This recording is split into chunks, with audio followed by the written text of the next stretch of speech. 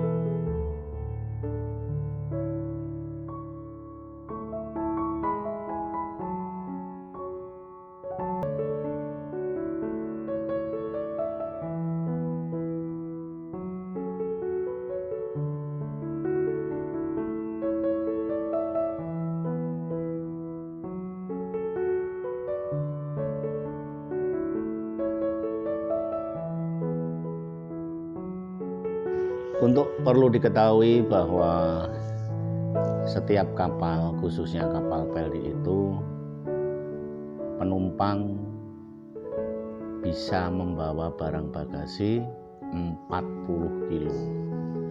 Jadi selebihnya harus berbayar ya. Jangan sampai terjadi miskomunikasi bahwa gratis. Tidak. Kalau di pesawat itu ada yang 15, ada yang 20, ada yang 0 artinya zero, tapi kalau di kapal laut 40 kilo. Semoga bermanfaat.